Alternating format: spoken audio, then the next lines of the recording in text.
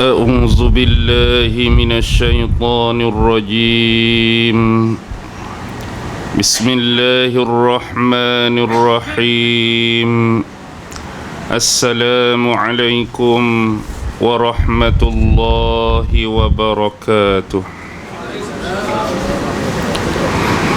الحمد لله الحمد لله الحمد لله الحمد لله رب العالمين وبه نستعين على أمور الدنيا والدين والصلاة والسلام على أشرف الأنبياء والمرسلين وعلى آله وصحبه أجمعين سبحانك لا علم لنا إلا ما علمتنا إنك أنت العليم الحكيم قال رب اشرح لي صدري ويسر لي أمري واحلل عقدة من لساني يفقه قولي اللهم يسر ولا تعسر اللهم صل على سيدنا محمد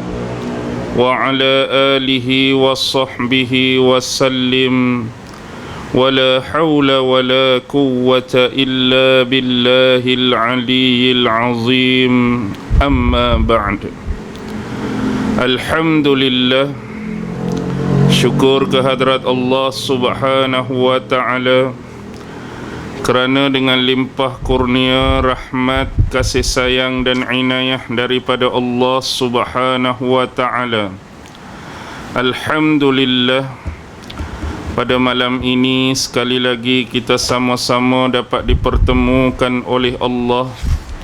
Dan mudah-mudahan pertemuan kita pada malam ini senantiasa memperolehi barakah dan rahmah dari sisinya, insya-Allah. Tuan-tuan, puan-puan, hadirin hadirat, muslimin muslimat yang dirahmati sekalian, pada malam ini marilah sama-sama kita merenung, membaca dan mentadabbur 3 potong ayat yang difirmankan oleh Allah Subhanahu wa ta'ala di dalam satu surah yang diberi nama surah Yunus, iaitu merujuk ayat 90, 91 dan 92, yang mana Allah Subhanahu wa ta'ala berfirman, A'udzu billahi minasy syaithanir rajim. وجاوزنا ببني إسرائيل البحر فأتبعهم فرعون وجنوده بغيا وعدوا حتى إذا أدركه الغرق قال آمنت أنه لا إله إلا الذي آمنت به بنو إسرائيل وأنا من المسلمين الآن وقد عصيت قبل وكنت من المفسدين فاليوم ننجيك ببدنك لتكون لمن خلفك آية وَإِنَّ كَثِيرًا مِنَ النَّاسِ عَنْ آيَاتِنَا لَغَافِلُونَ. Surah Yunus ayat 90, 91 dan 92. Di dalam ayat yang pertama Allah Subhanahu wa ta'ala berfirman, وَجَاوَزْنَا بِبَنِي إِسْرَائِيلَ الْبَحْرَ, dan kami telah menyeberangkan Bani Israel merentasi lautan, fa'atba'ahum fir'aun wa junuduhu, lalu mereka ini diikuti oleh Fir'aun dan segala bala tenteranya, baghyan wa adwan, semata-mata untuk menindas dan menzalimi mereka, yakni Bani Israel. Baik, Di dalam ayat ini Allah Subhanahu wa taala mengisahkan dan menceritakan kepada kita mengenai Nabi Allah Musa bersama dengan saudaranya Nabi Allah Harun. Peristiwa ini ialah satu peristiwa yang mana Allah menceritakan kedua-dua Nabi dan Rasul tersebut bertindak sebagai ketua dan pemimpin untuk membawa kaumnya, iaitu Bani Israel, keluar daripada cengkaman kezaliman, penindasan yang dilakukan oleh Fir'aun dan tentera-tentera dia sewaktu keberadaan mereka di bumi Mesir. Jadi sebelum kita bercerita mengenai kisah tersebut, Nabi Allah Musa ini adalah seorang Nabi antara yang paling banyak diceritakan kisahnya di dalam Al-Quran melebihi Nabi-Nabi dan Rasul yang lain. Sebagai contoh, Allah sebut nama Nabi Musa dalam Quran ni sebanyak 136 kali. Paling banyak di antara Nabi-Nabi dan Rasul yang lain. Dan kaumnya iaitu Bani Israel suatu ketika dahulu adalah suatu kaum yang banyak diberikan anugerah dan kurniaan nikmat oleh Allah, dan antara bangsa yang terpilih di atas muka bumi pada waktu dan zaman tersebut.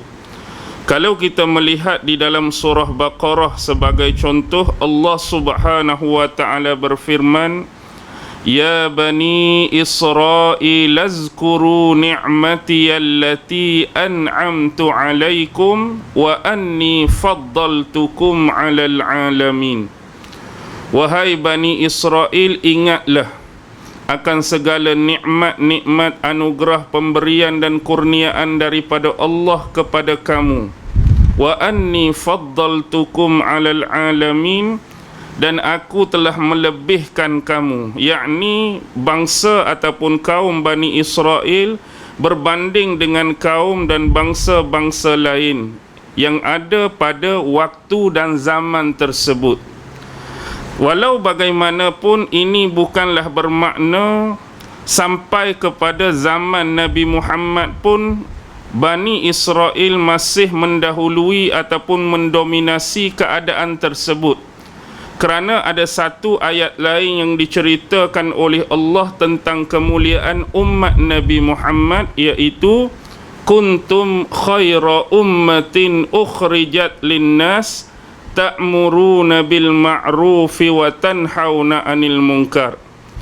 Kamu adalah sebaik-baik umat yang dikeluarkan daripada kalangan manusia, yang mana sifat kemuliaan tersebut ialah menyeru kepada perkara yang ma'ruf dan menahan ataupun mencegah orang lain daripada melakukan perkara-perkara yang berbentuk kemungkaran kepada Allah Subhanahu wa taala.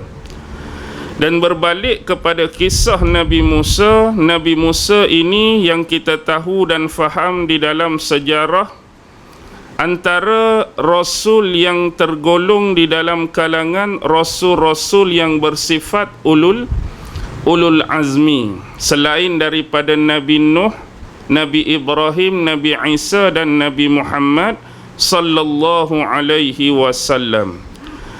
Dan Nabi Allah Musa juga telah disebutkan oleh Allah di dalam firman-Nya, wa fatannaka futuna.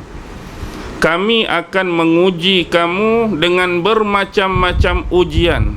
Kami akan menguji kamu dengan pelbagai ujian. Dan ini kita dapat saksikan sendiri daripada informasi yang Allah beri di dalam ayat-ayat Al-Quran. Terutama kalau kita nak cari perkara-perkara yang melibatkan berkenaan dengan kisah Nabi Musa ni, cari dalam 4 surah. Yang ni biasanya Allah cerita agak detail dan panjang berkenaan dengan Nabi Isa.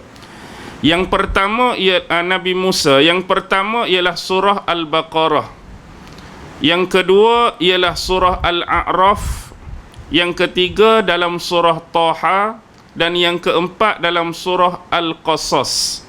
Ini antara 4 surah yang paling banyak dan detail berkenaan dengan kisah Nabi Musa.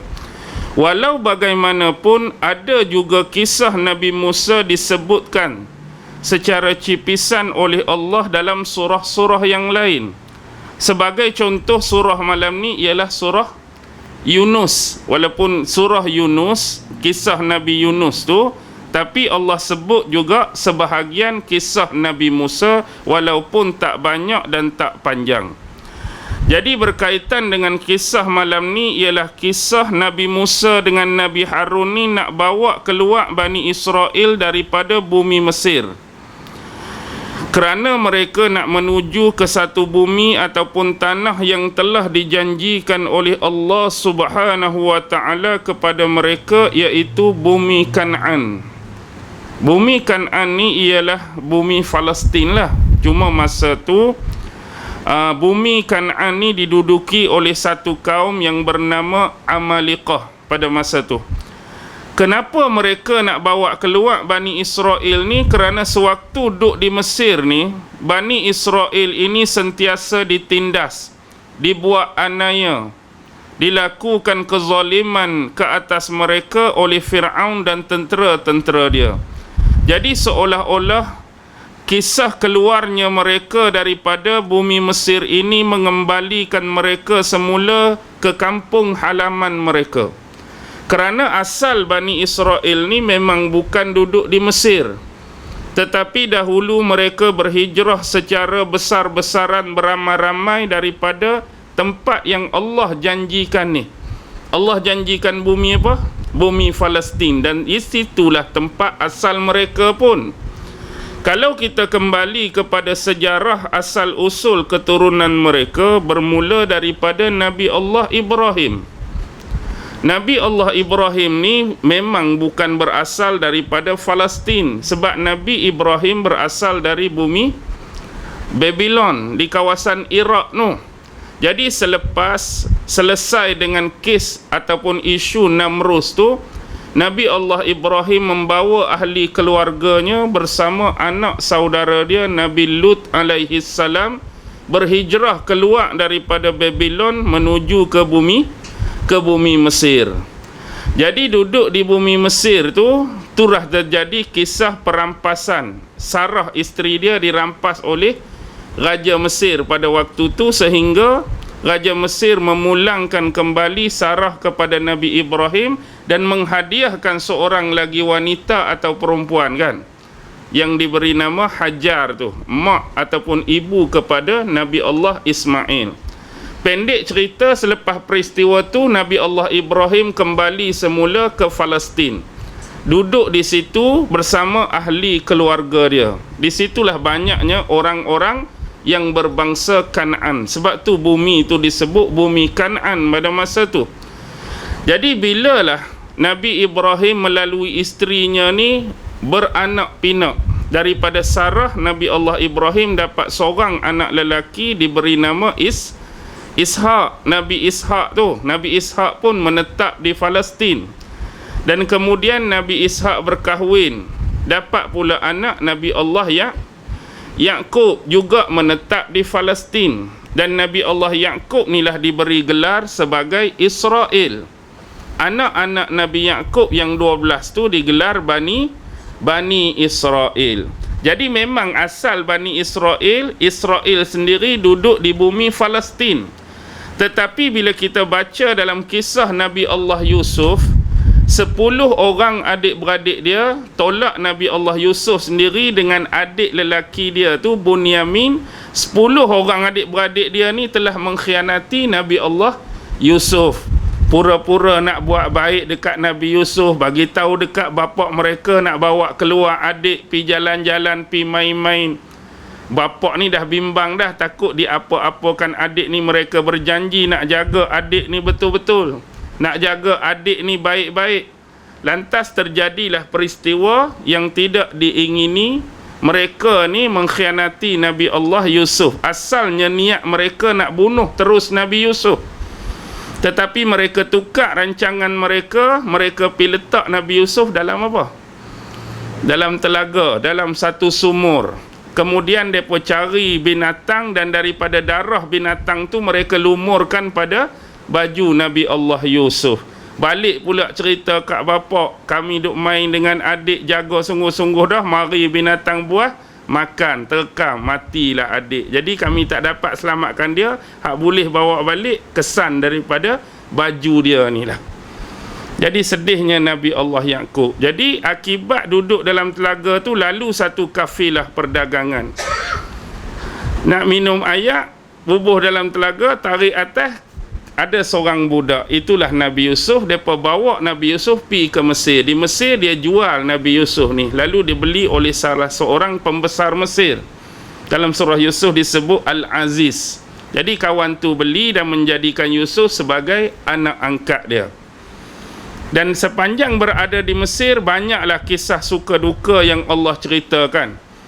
Fitnah dengan isteri Al-Aziz, dihumban ke dalam penjara, mentakbir mimpi dua orang yang duduk dalam penjara, kemudian mentakbir mimpi siapa? Raja Mesir pada masa tu.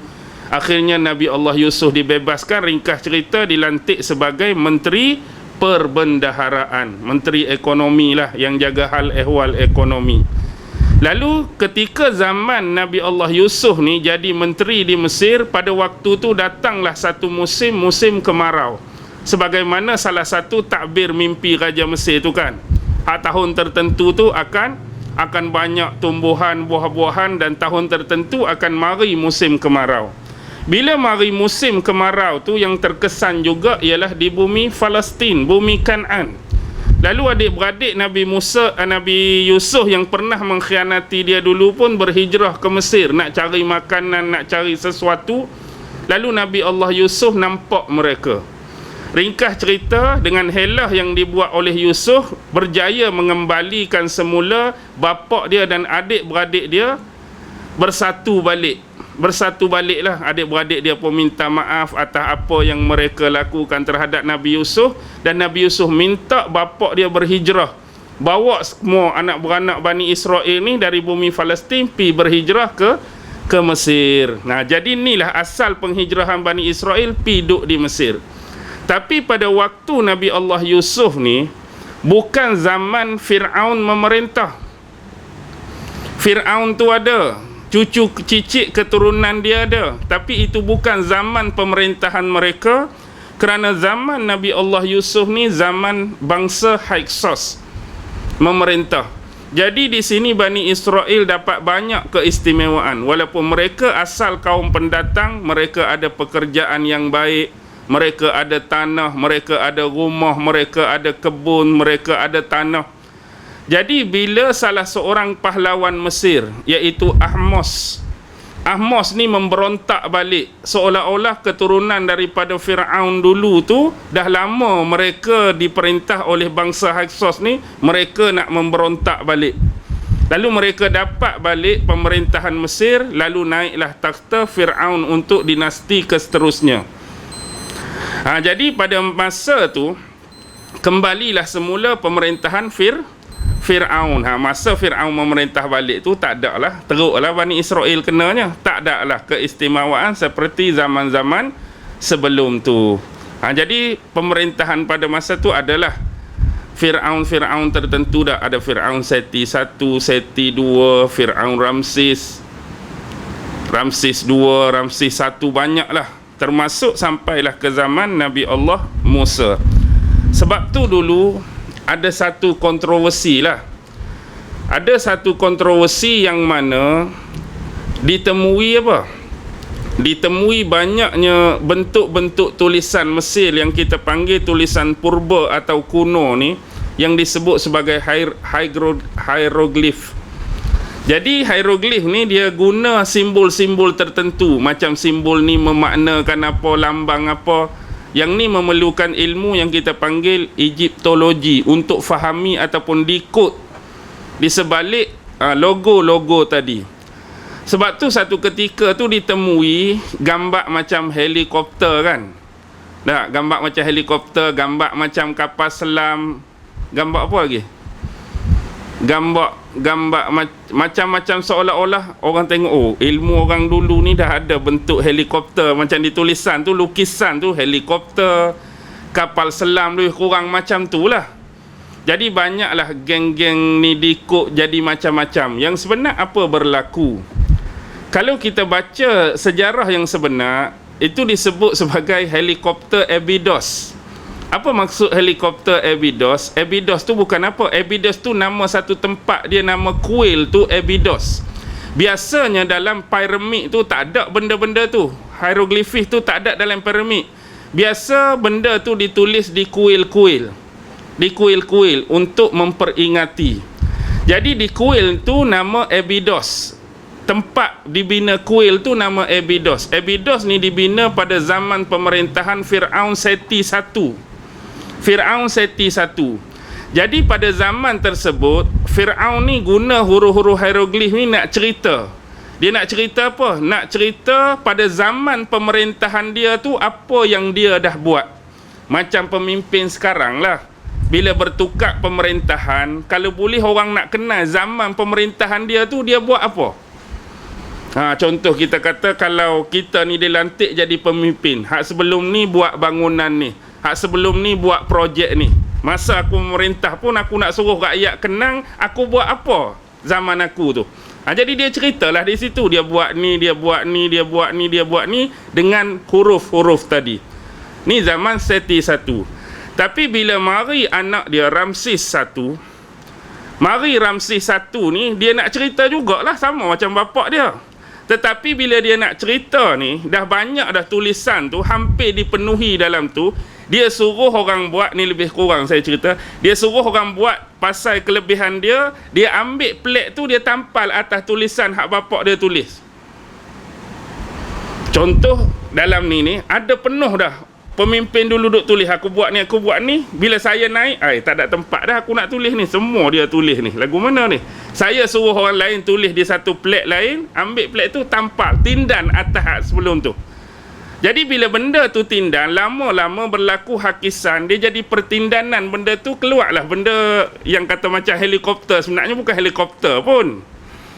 Jadi tulisan hak sebelum tu campur hak tampal tu jadi terhakis-terhakis. Oh, nampak macam helikopter. Tu yang disebut helikopter Abydos. Bukan kata helikopter betul. Helikopter tu sebab macam helikopter. Abydos tu nama kuil di satu tempat, nama Abydos tu. Tak ada apa-apa pun. Jadi kita takut ni jadi silap pemahaman. Okey, kalau kita lah ni tak apa banyak tempat lagi nak buat tak?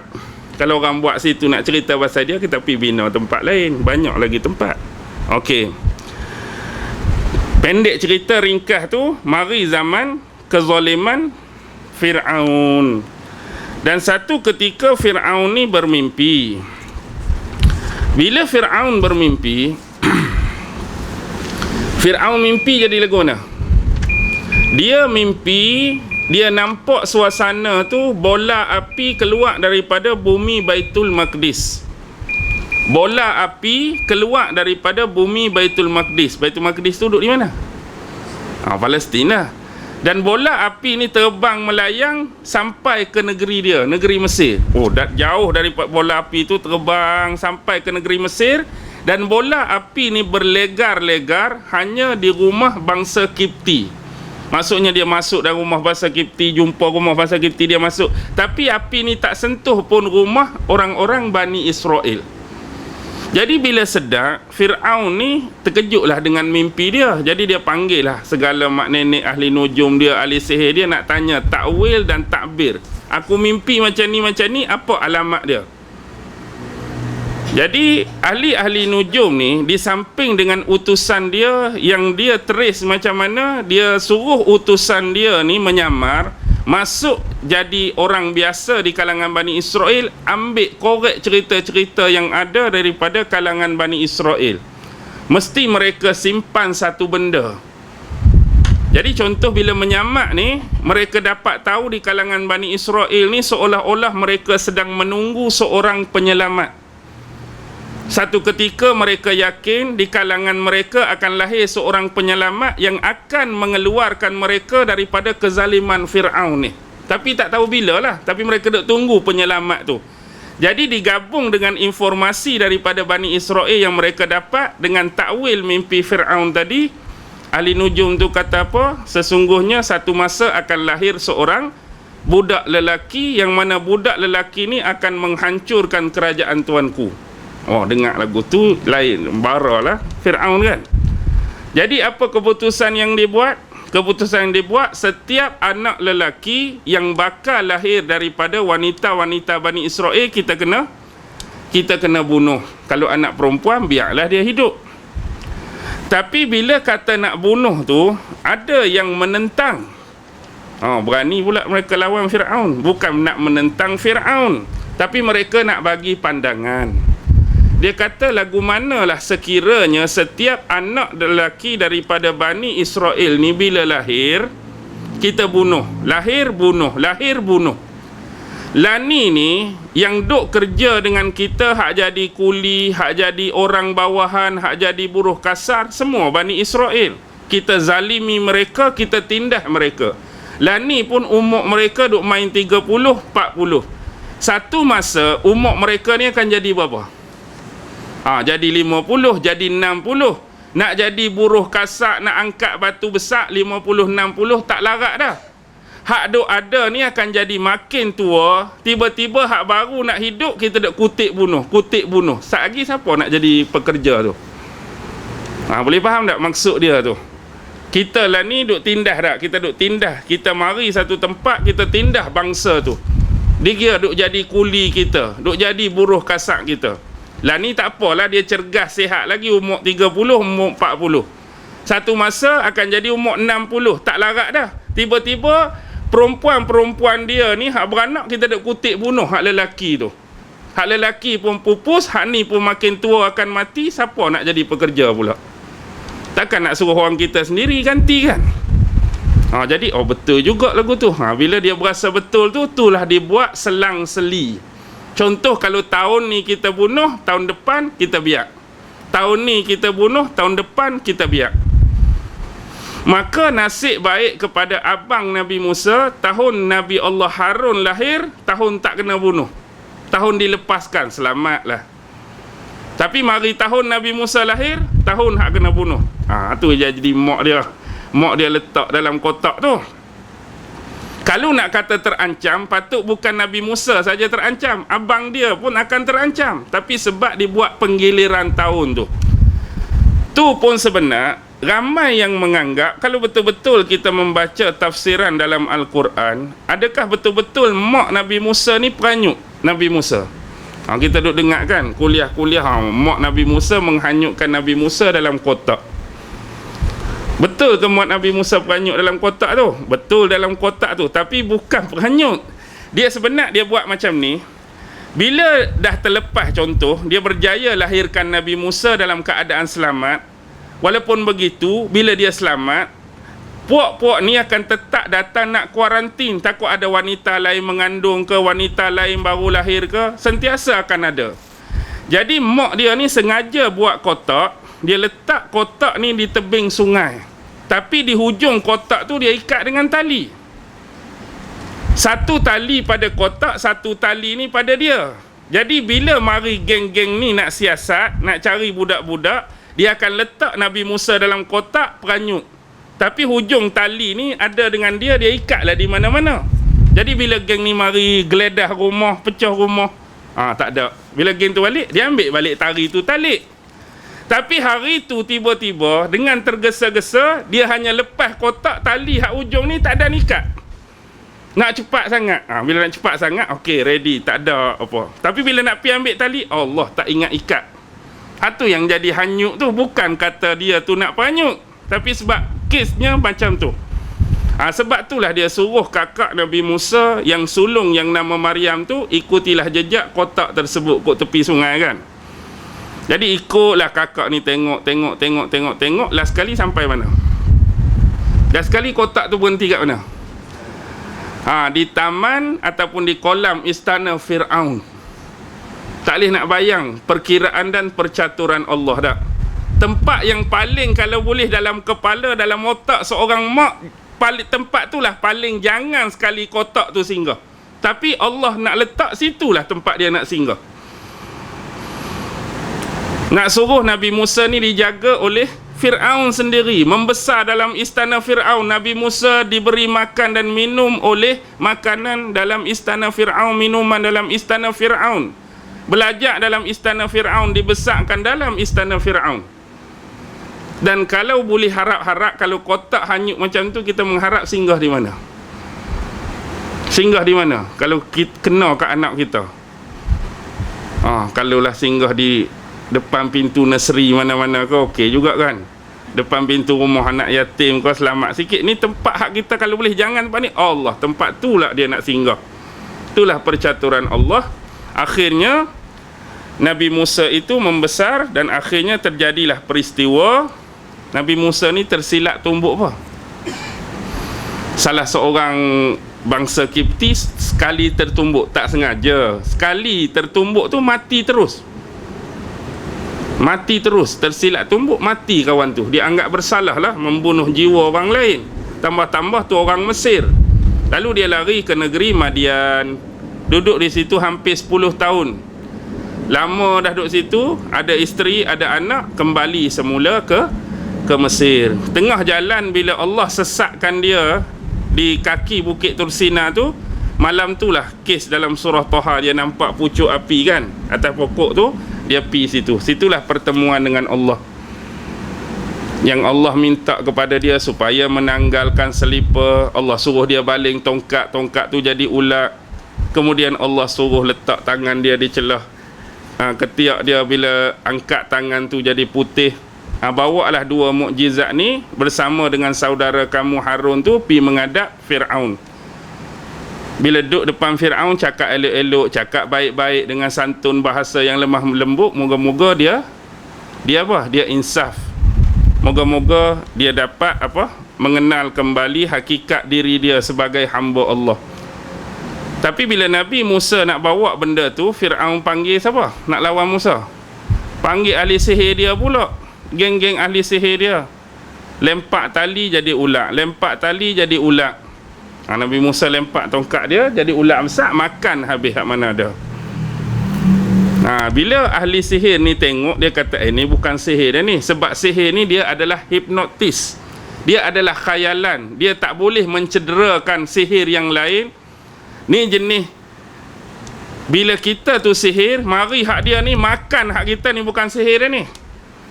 Ni jenis benda hak lagi tinggi pada sihir ni. Inilah disebut mukjizat ni. Kalau sihir dia tak boleh makan hak lain. Contoh, abang ni lempak tali jadi ulat, saya lempak tali jadi ulat juga. Tapi ulat saya ni kalau boleh makan tu bukan sihir dia tu. Sihir dia tak boleh. Jadi berimanlah mereka dengan Nabi Musa. Bila beriman saja marah Fir'aunnya. Adakah kamu beriman sebelum mendapat keizinan daripada aku? Nak beriman kena minta izin dia dulu. Bukan main-main Fir'aun. Tu ditangkap tanpa budi bicara. Ni ISA zaman Fir'aun tu, dia tangkap, dia tak ada budi bicara dah, hukum terus dah. Dihukum. Lepas tu lah dia buat hal-hal yang macam-macam tu. Di tengah-tengah tu lah Allah hukum dia dengan berapa, Nazih? 10 benda tu kan. Hak mari kutu, hak mari belalang, hak mari katak, macam-macam tu. Kemarau apa. Insaf sekejap. Fir'aun Musa, minta kamu doa kepada Tuhan kamu, tarik balik semua benda ni. Kalau tarik balik tu okey sikit. Harap-harap doa tarik balik tu insaf lah dia dah. Mari tarik balik, tak insaf juga. Bila tak insaf, dia nak buat benda-benda penganiayaan lagi. Ringkas cerita tu, kita cerita ringkas sangat lah tu. Ni zaman nak keluar dah. Jadi malam tu Nabi Musa nak bawa keluar Bani Israel. Dia ada cerita lah pasal nak cari maqam Nabi Yusuf tu, tapi tak apalah, kita skip di situ. Jadi bila keluar pada malam tersebut, Fir'aun dah tahu dah. Tengah malam tu Nabi Musa dengan Nabi Harun ni bawa Bani Israel keluar. Tahu dah. Jadi bila tahu ni, dia tak kejap malam tu, walaupun dia tahu Musa keluar dah bawa Bani Israel. Dia tak kejap pun malam tu. Dia kata, kita akan mula kejap Musa yang bawa Bani Israel ni keluar bila tiba ayam pertama yang berkokok pagi esok, kita keluar. Pasal apa dia tak kejak malam tu? Kerana bagi mereka, bila Nabi Musa keluar naik kenderaan ke jalan kaki? Jalan kaki lah. Dia nak kejak esok jalan kaki ke naik kenderaan? Bagi dia sempatlah, dan dia nak pergi ke mana pun, tengah padang pasir. Jadi ditakdirkan Allah, ni tuan-tuan boleh boleh tengok riwayat dalam surah Baqarah. Satu riwayat daripada Imam Abdul Razak, daripada Ma'mar, daripada Abu Ishaq Al-Hamdani, daripada Amr bin Maimun Al-Audi. Riwayat ni panjang. Dia cerita Fir'aun kata kita akan kejak Nabi Musa ni pada keesokan hari selepas mendengar bunyi kokokkan ayam yang pertama. Ditakdirkan Allah, pagi esok tu tak ada seekor ayam pun mau berkokok. Kita harapkan biarlah malam ni dia nak pergi pun jalan kaki je. Set dia kita esok, contoh kalau kita nak kejak dengan motor, kita nak kejak dengan bas, nak kejak dengan lori dan tu tengah jalan tu, kita tunggulah esok lepas subuh. Tiba-tiba seorang pun tak bangun subuh. Nak bagi gambaran, bangun pula tengah hari dah. Allah, pasal apa tak ada ayam berkokok pagi ni? Jadi bila bangun lewat tu, dia minta orang-orang dia sediakan beratus-ratus kambing depan dia. Kambing ni dia sembelih sekok-sekok. Dan dia sebut apa? Dia kata, sebelum aku ambil hati daripada setiap kambing yang disembelih ni, sebelum aku ambil hati kambing ni, aku nak di hadapan aku dah ada 600,000 daripada bangsa Kipti. Jadi dia duduk sembelih tu, sebelum dia ambil hati kambing hak pertama daripada sembelih tu, aku nak dah berkumpul 600,000 depan aku. Jadi marilah 600,000. Hak Nabi Musa buat keluar pun 600,000, hampir sama. Bersiap semua lebih kurang, maka bertolaklah. Dan Fir'aun sendiri naik apa? Hak jumpa dalam sungai ni apa, Nazih? Kesan-kesan chariot tak? Tahu chariot tu apa? Chariot tu hak ikat belakang kuda, yang dia macam ada roda dua tu, kita naik berdiri atas tu, macam Bahubali punya cerita tu lah. Pernah tengok cerita Bahubali? Kan dia dengan abang dia tu, adik dia tu naik benda tu lah kan. Tapi dia lagi hebat, dia punya chariot ada pisau berputar-putar lah. Tu fiction film lah. Tapi nak abangnya chariot dengan kuda, dengan untanya, macam-macam lah. Tambahan lagi siap dengan senjata, confirm dah. Mesti bawa pedang, bawa lembing, bawa panah. Yang kawan tu hak kita nak kejak tak ada apa pun. Jadi bila kejak, maka pendek cerita, ringkas cerita, sampailah Nabi Musa dengan Bani Israel di gigi Laut Merah, tepian Laut Merah. Kita jalan jauh-jauh ni, sampai dah di tepi depan kita tu Laut Merah. Tapi di belakang siapa? Di belakang kawan tu duduk kejak. Sudah. Inilah disebut oleh surah Asy-Syu'ara ayat 61. Apa tu? Hatta tara al-jam'ani qala ashabu Musa inna lamudrakun. Sehingga apabila kedua-dua belah pihak ni, tara al-jam'ani, bahasa nak bagi mudah faham, pengikut-pengikut Nabi Musa pun nampak dah Fir'aun hadut tengah kejak daripada jauh ni pun dah nampak dah kelompok Nabi Musa. Dua-dua ni saling nampak, pandang memandang. Qala ashabu Musa, maka berkatalah pengikut-pengikut Nabi Musa, inna lamudrakun, sesungguhnya kita telah berjaya dijejaki, disusuli oleh mereka. Sudahlah, mereka dah dapat kita. Ayat 62 sambungan daripada ayat tadi. Nabi Musa kata apa? Kalla inna ma'iya rabbi sayahdin. Tidak, kita sesekali tidak akan dapat disusuli dan dijejaki. Sesungguhnya Tuhanku sentiasa berserta denganku, sayahdin, dia akan bagi petunjuk kepadaku.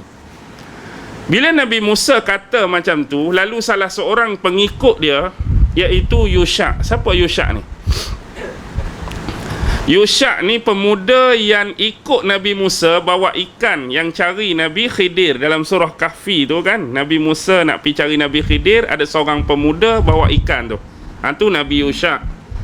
Dikatakan dia juga seorang Nabi, cicit kepada Nabi Allah Yusuf, keturunan Nabi Allah Yusuf, iaitu Yusha bin Nun bin Yufraim bin Yusuf.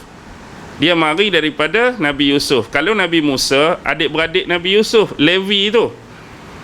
Musa bin Imran, Imran bin Qahat, Qahat bin Azar, Azar bin Lewi. Jadi Lewi hak ketuk nenek moyang Nabi Musa, adik-beradik dengan Nabi Allah Yusuf. Sama-sama Bani Israel. Jadi dua mereka ni lebih kurang sepupu, dua pupu, tiga pupu, empat pupu lah kalau bahasa mudah kita. Anak beranak lagi. Jadi bila kata Tuhanku akan bagi petunjuk, Yusha ni pergi tanya Nabi Musa, depan kita laut, belakang kita Fir'aun, apa sekarang petunjuk daripada Tuhanmu? Nabi Musa tunjuk ke arah laut. Allah, tunjuk ke arah laut. Dia pun naik ke atas seekor kuda. Dia pacu kuda dia dengan laju masuk dalam laut. Yusha ni masuk dalam laut. Tahap kudrat kuda paling tinggi, lebar mana boleh pergi tengah laut dengan kuda. Sampai satu masa mari ombak, beres sampai tepi balik. Pergi jumpa Nabi Musa. Bagaimana dengan petunjuk Tuhanmu? Sesungguhnya aku yakin dan percaya, wahai Musa, kamu bukan seorang pendusta dan kamu sesekali tidak didustakan. Nabi Musa tunjuk sekali lagi ke arah laut. Naik sekali lagi dia. Try lagi masuk dalam laut. Mari ombak kuat, redah mari tepi pula. Sampai 3 kali, maka datanglah apa dia? Wahyu daripada Allah supaya Nabi Musa menggunakan wasilah perantaraan tongkat dia, suruh pergi buat apa kat tengah laut tu. Ambil tongkat tu, pukul. Jadi bila Nabi Musa pukul tongkat dia ke laut, apa yang jadi pada laut? Laut tu terbelah. Ini salah satu mukjizat Nabi Musa. Sebelum ni dia dah guna tongkat dia untuk tunjuk depan Fir'aun, lempar tongkat jadi ular.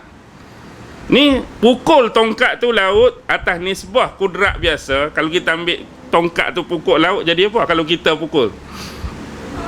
Tak jadi apalah. Tapi bila mukjizat, inilah kata bila ni manusia tersepit, manusia tertekan, Allah nak bagi sesuatu ke lapangan. Jadi terbelahlah laut tadi. Dalam tafsir Ibnu Katsir cerita berkenaan dengan ayat ni, bagaimanakah sebenar bentuk laut tu terbelah? Laut tu terbelah, sebelum ni kita anggap terbelah macam mana terbelah tu? Terbelah dua kan? Yang sebenarnya bukan terbelah dua. Dalam tafsir cerita terbelah 12 belahan. Sama dengan jumlah 12 Bani Israel hak ikut dia. Jadi kenapa ada 12 belahan laut? Sebab setiap bani itu kena ikut lorong ahli keluarga masing-masing. Contoh kalau saya ni keturunan Yusuf, saya kena guna lorong Yusuf. Anak beranak Nabi Yusuf saja guna lorong tu. Kalau dia keturunan Levi, maka dia kena guna lorong hak Levi punya. Kalau Yahuza, lorong Yahuza. Kalau Syamun, lorong Syamun. Kalau Jad, lorong Jad. Ikut 12 sibt. Dia panggil 12 Bani Israel tu. Jadi ada 12 lorong. Jadi bila nak berjalan ni, nak habaknya rahmat Allah atas mereka, Allah nak permudahkan lagi. Buka surah Taha 77. Bagaimana cara Allah memudahkan? Fadrib lahum tariqan fil bahri yabasa la takhafu darkan wa la tashqa. Dan jadikanlah bagi mereka jalan di dalam laut itu kering, ya basah. Bayangkan macam ni, contohlah, kalau kita boleh belah laut, laut tu terbelah kan? Tapi satu benda yang terkesan sebelum ni ada air, contoh macam laut terbelah, tengah dia tu akan jadi tanah. Jadi satu kesan yang sebelum ni ada air, dia jadi apa tanah tu?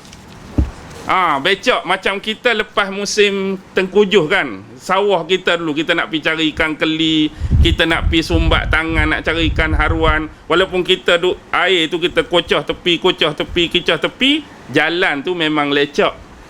Laut pun samalah, walaupun laut tu terbelah, tanah bekas kena air laut tu akan lecak. Bila lecak menyusahkan perjalanan. Bayangkan nak berjalan melekat, bayangkan nak berjalan melekit. Lagi lambat. Orang duk kejap nak dekat dah. Jadi satu rahmat Allah buat, jadikan jalan bagi mereka dalam laut tu ya basah, kering. Allah perintahkan angin, angin mari jadi kering. Macam tanah tu tak pernah kena air. Macam kita jalan tanah kering ni, patut belecak lah kan. La takhafu darkan. Dan jangan sesekali masa kamu berjalan tu kamu terfikir mereka akan dan kamu, tangkap kamu.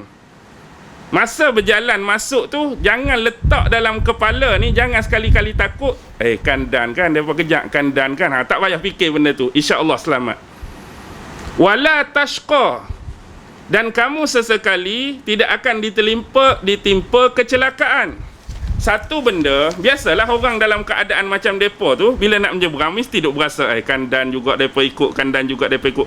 Satu lagi, hak duduk dalam hati akan rasa apa bila keadaan tu berlaku kalau kena kat kita pun.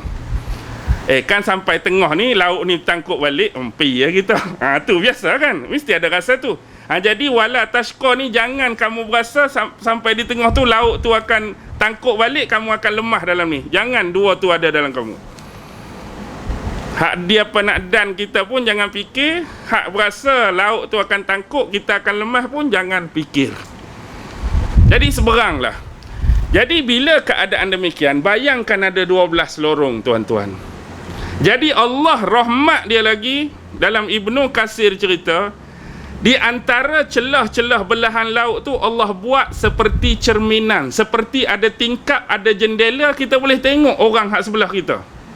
Contoh air laut kan, kita kata air laut tinggi, bila kita ikut lorong kita, kalau tak ada macam cermin ke macam jendela, kita tak tahu adik-beradik aku jalan ke tak lagi, adik-beradik aku sampai ke mana dah, aku tertinggal, mereka ke depan ke, aku ke depan, mereka tertinggal. Jadi Allah tak mau bagi rasa macam tu, Allah buat macam tingkat cermin. Lepas dah ni, selamat. Jadi dia rasa lega nak berjalan tu. Dia nampak hak belah ni, hak belah tu pun nampak, selamat belakang. Yalah, bila berjalan kita tak ada petunjuk tu, kita pun risau kan. Jalan, contoh kita jalan tengah malam, kawan tu kan jatuh telaga buruk, kan hak ni pi kok lain, kan hak ni tala kok lain. Kita akan rasa macam tu. Jadi bila berjalan ni, sampai dah di sana, barulah Fir'aun sampai sini. Kawan tu nak sampai belah sana dah. Jadi bila Fir'aun nak sampai sini, apa jadi? Fir'aun tengok benda tu, tengok keadaan laut tu, Fir'aun mari ngeri dah. Fir'aun pun takut juga. Fir'aun pun takut, walaupun dia mengaku jadi walaupun dia pernah sebut dalam Quran, ana rabbukumul a'la, akulah Tuhanmu yang paling tinggi. Mari lagu tu dia pun takut. Jadi bila dia takut, sebenarnya Fir'aun ni dah kurung niat dia. Maksud kurung, kalau boleh dia tak mau masuk, dia nak pusing balik, biarlah terlepas-lepas. Tapi pasal apa yang Fir'aun masuk juga? Pasal apa Fir'aun masuk juga? Apa sebenarnya yang berlaku? Dalam keadaan dia niat nak patah balik, tapi tiba-tiba masuk. Pasal apa masuk? Masa itulah Allah mengutuskan Jibril alaihi salam. Jibril ni, dia turun dalam gambaran seorang manusia. Jibril ni naik kuda. Kuda tu tak pastilah daripada syurga ke, atau kuda yang khusus dihaskan untuk Jibril. Jadi orang lain tak nampak Jibril ni. Tapi siapa yang nampak? Yang nampak ialah binatang yang ditunggangi oleh Fir'aun dan tentera-tentera dia. Fir'aun naik kuda, tentera dia pun naik kuda. Jadi tugas kuda Jibril ni pi menyelit celah kuda-kuda depa ni, dia jadi macam magnet. Dia tarik perhatian kuda lain supaya ikut dia. Dalam keadaan kita tak nampak, kita duduk atas kuda. Ada satu kuda yang gaib duk tarik kuda kita. Contohlah kalau kita macam orang, mailah ikut aku, mailah. Jadi kuda lain tu tertarik, pi je. Walaupun tuan atas kuda tak mau pi, kalau kuda dia pi lagu mana? Kuda dia pi sekali dengan dia pun kena pi. Kita duduk atas kuda tu yang kena tarik.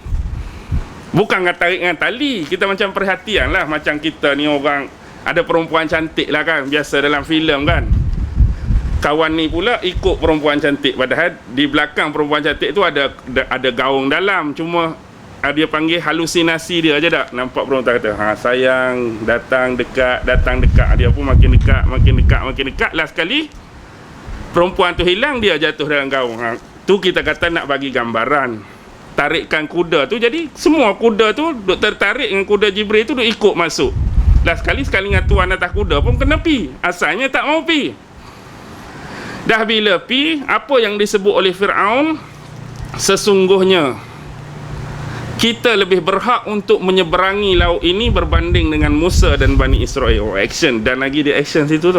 Kita lebih berhak daripada Musa dan Bani Israel untuk menyeberangi laut ni. Jadi bila masuk, ramai-ramai ni, di belakang sekali tu ada malaikat Mikail. Malaikat Mikail dengan kuda dia, tujuan dia untuk backup. Macam kita nak masuk lembu dalam kandang, ada dah hak masuk dalam kandang, hak tak masuk lagi ni, macam kita duduk tuai belakang. Okey, duduk kalih.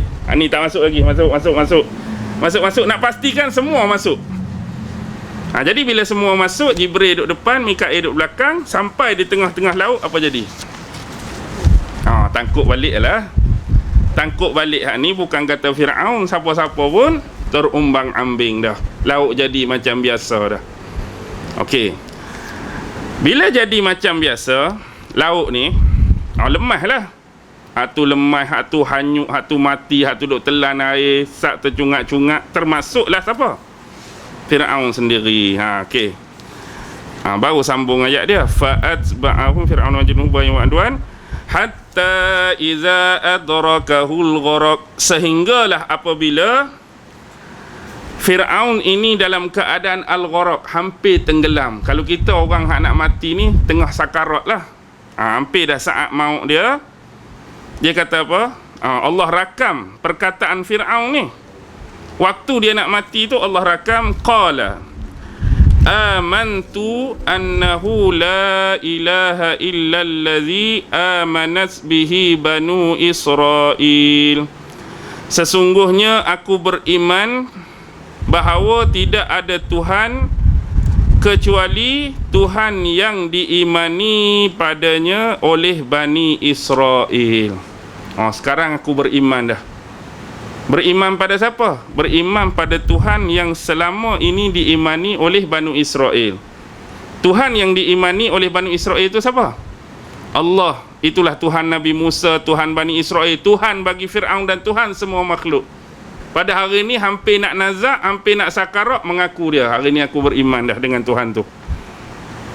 Wa ana minal muslimin, dan aku termasuk orang Islam juga. Lagu Fir'aun nak wa ana minal muslimin.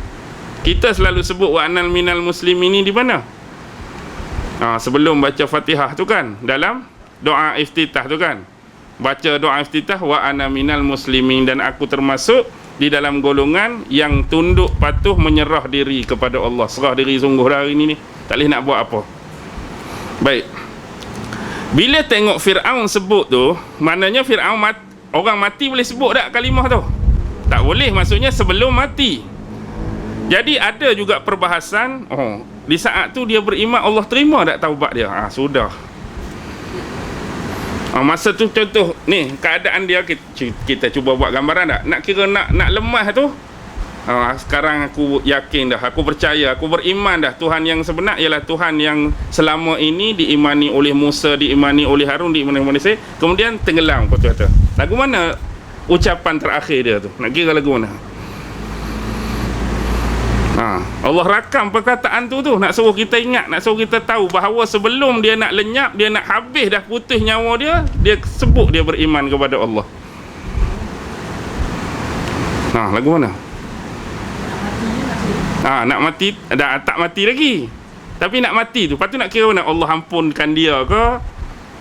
Laknat Allah atas dia, atas perbuatan dia sebelum ni ke? Dia ada satu hadis.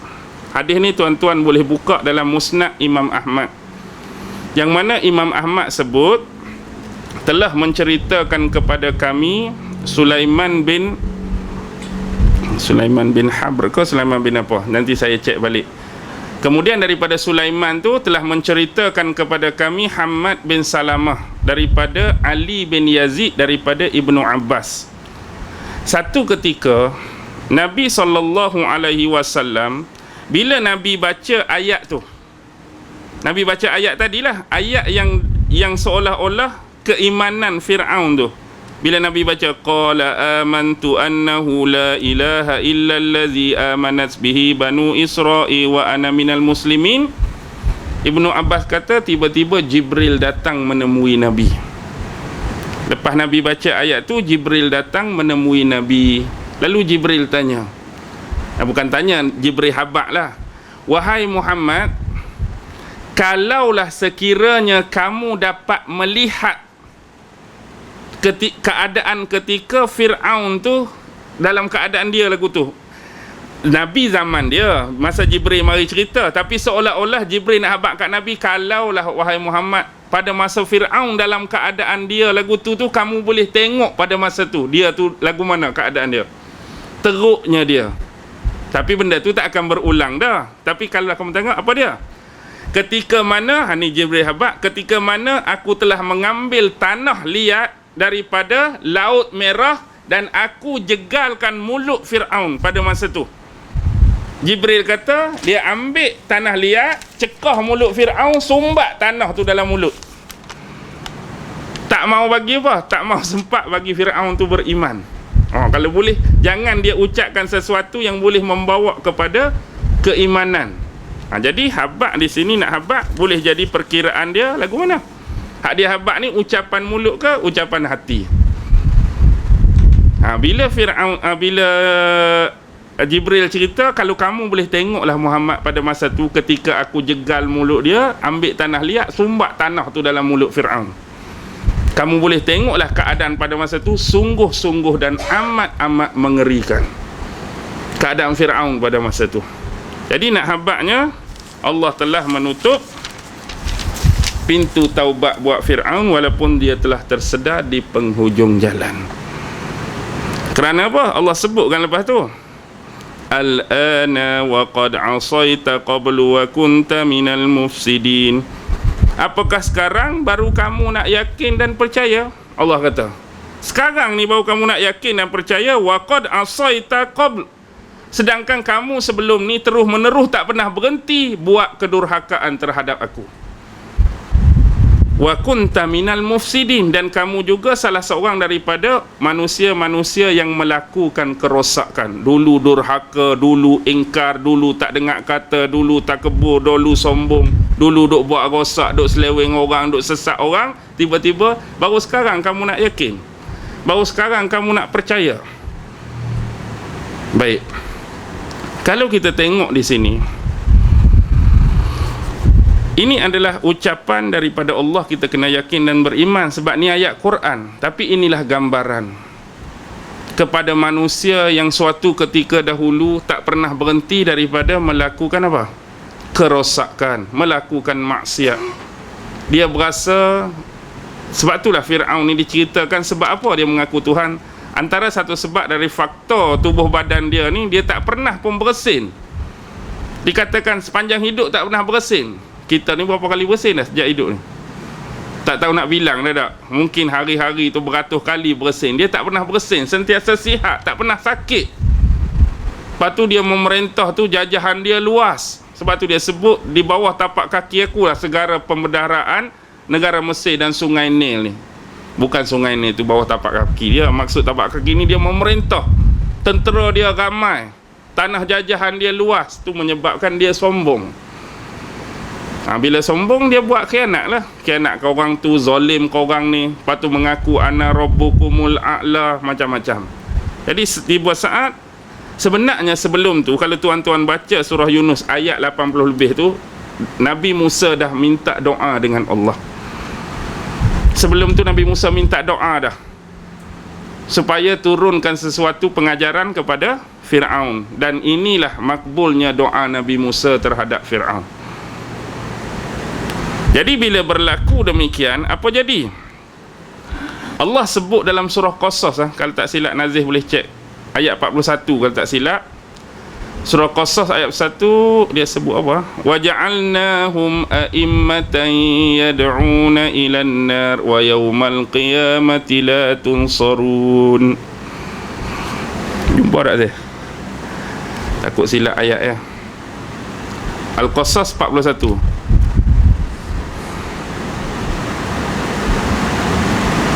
Waja'alnahum a'immatan yad'una ilan nar.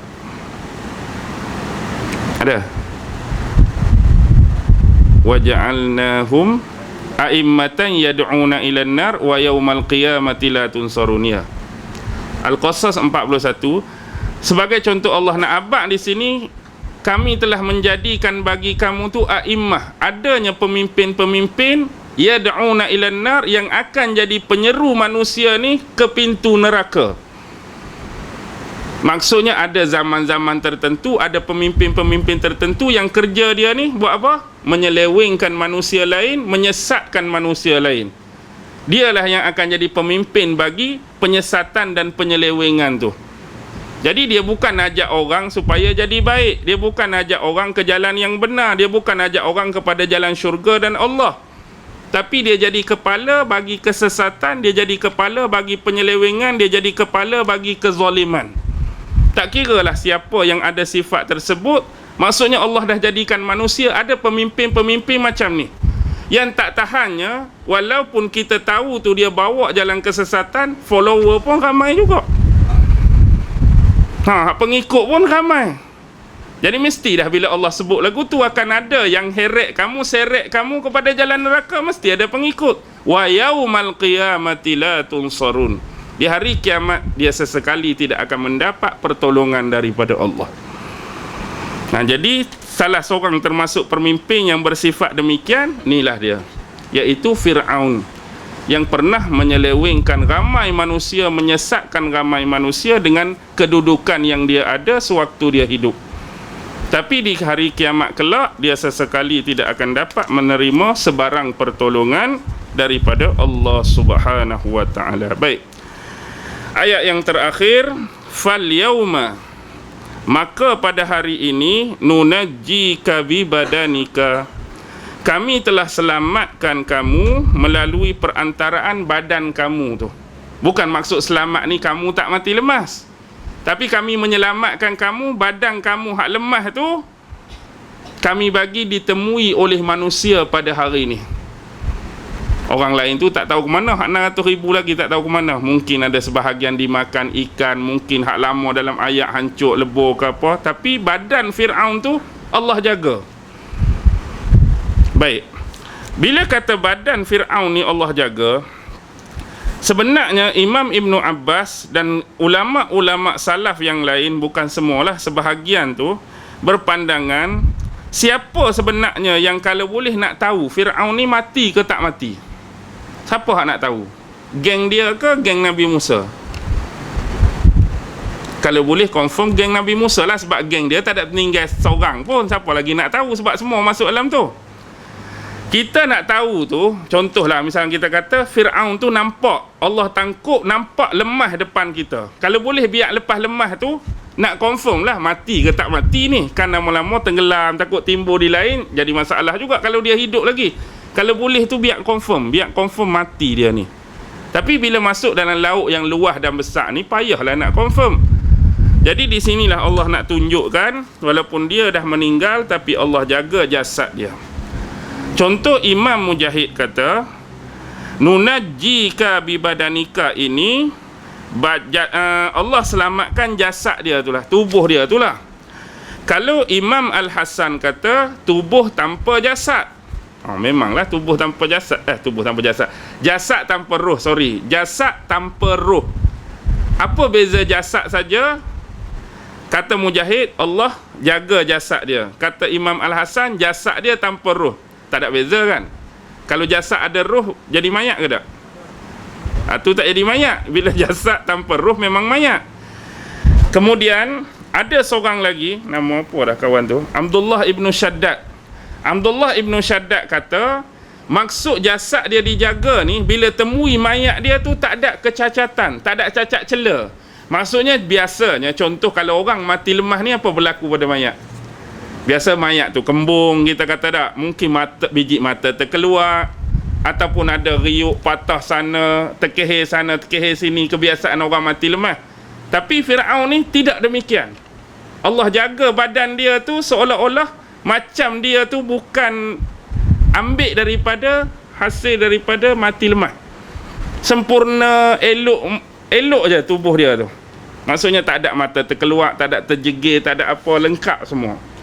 Kalau kata Ibn Sakh, dia dijaga, maksudnya tubuh dia tanpa jasad, tanpa cacat, sekali dengan baju besi hak dia pakai. Baju besi hak dia pakai. Jadi untuk orang di kemudian hari ni mudah nak kenal, mudah nak cek tu Fir'aun.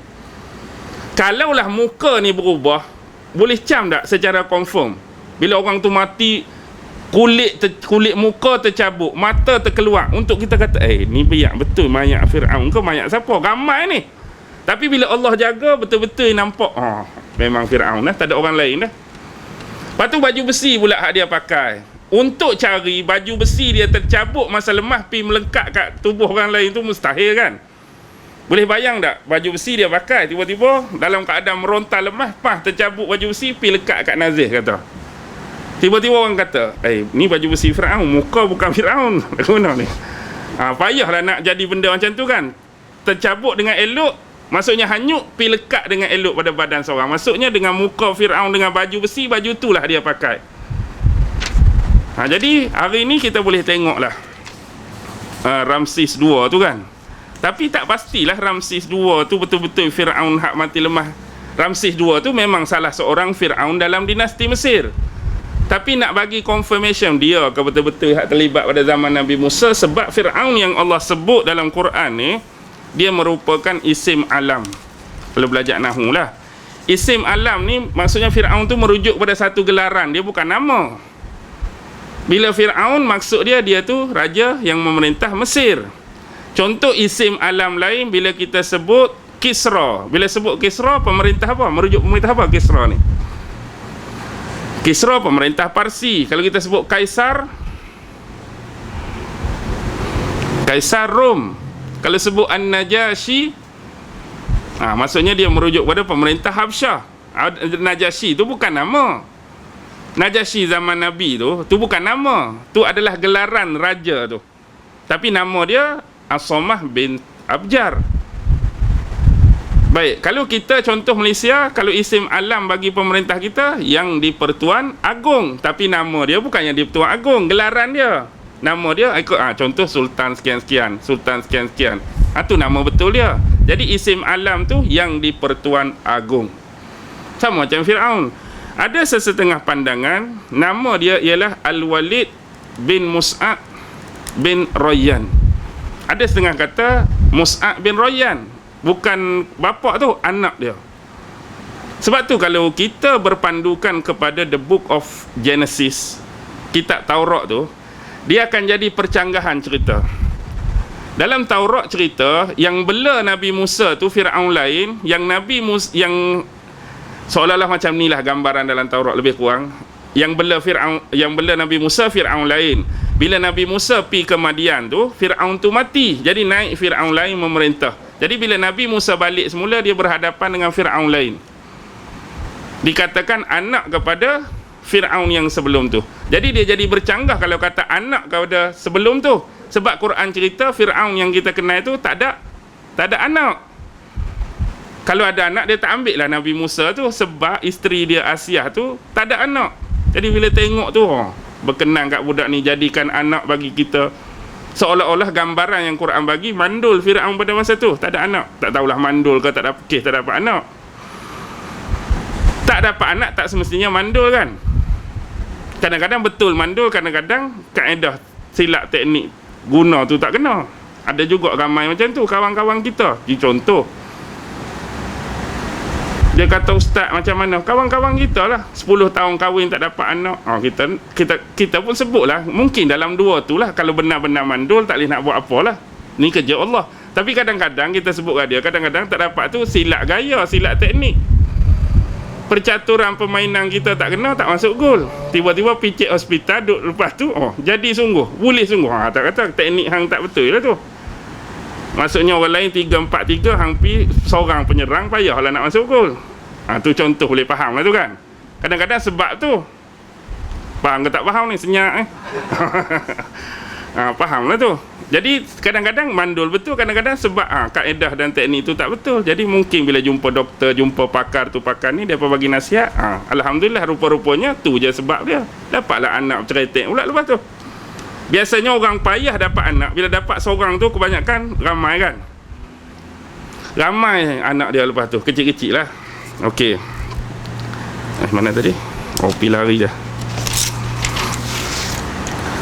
litakuna liman khalfaka ayah, sebagai apa? Sebagai peringatan ataupun sebagai iktibar kepada orang yang datang selepas kamu. Dulu bila mayat Ramses ni diketemuai lebih kurang ke-18, jadi Mesir ni pernah bagi pinjam mayat Ramses ni, mumia Ramses ni, kepada kerajaan Perancis.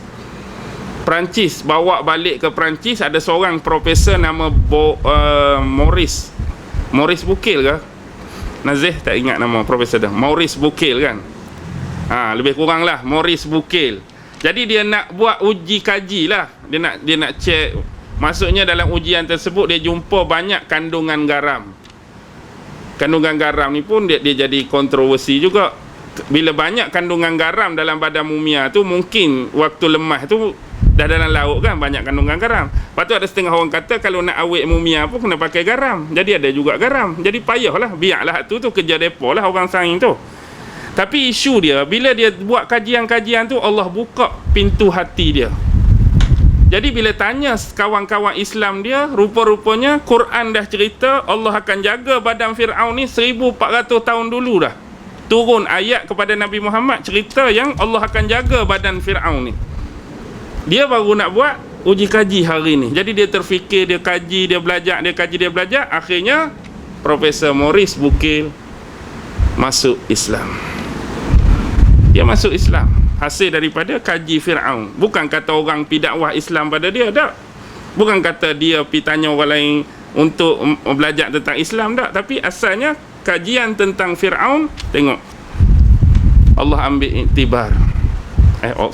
Silap tu, Allah ambil iktibar. Kita ambil iktibar daripada kekuasaan, tanda-tanda kekuasaan Allah Subhanahu wa ta'ala.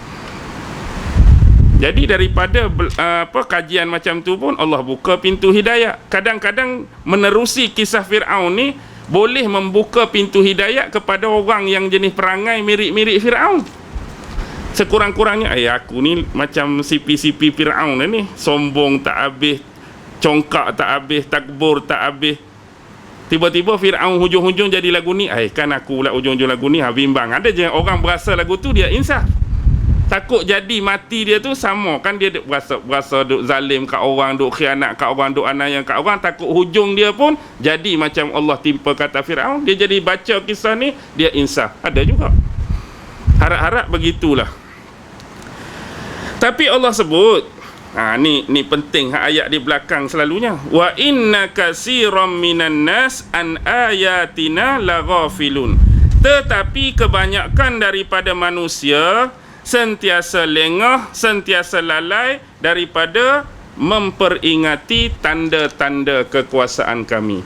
Allah cerita dah benda tu. Nak jadikan mayat ni sebagai iktibar, nak jadikan mayat ni sebagai peringatan. Tapi Allah sebut, tapi kebanyakan manusia sentiasa lalai daripada peringatan kami. Akibat lalai tersebut, ada lagi tak orang perangai macam Fir'aun hari ni?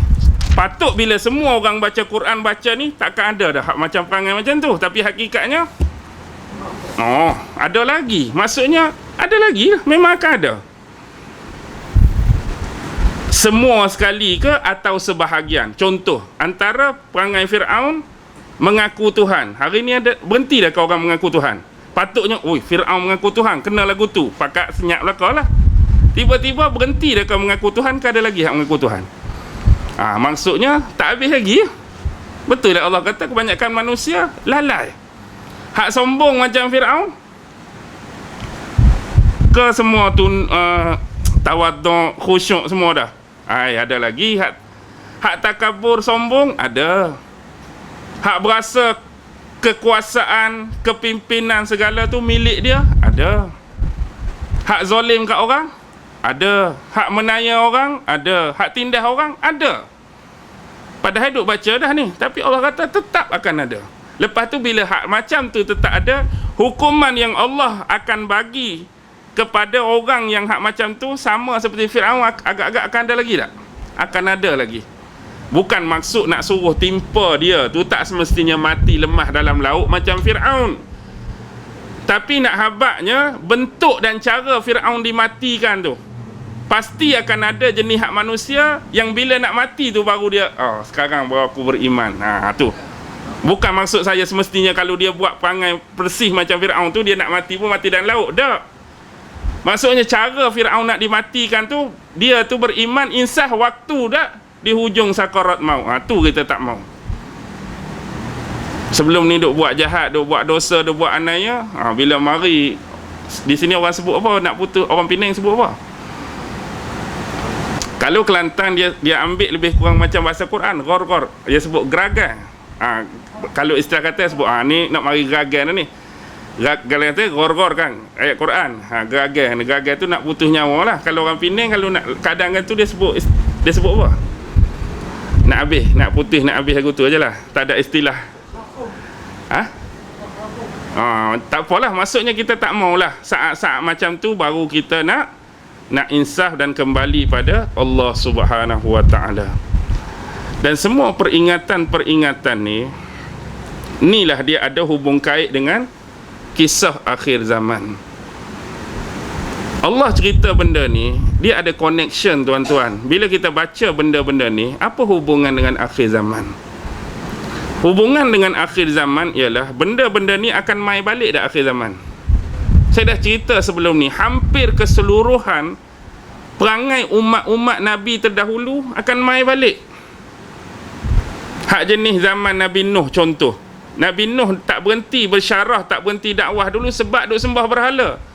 Patut bila mari banjir besar, lepas pada tu seorang pun tak berani dah nak sembah berhala. Tapi hakikatnya zaman Nabi Nuh dulu hanya ada 5 patung saja. Mari zaman ni berapa patung?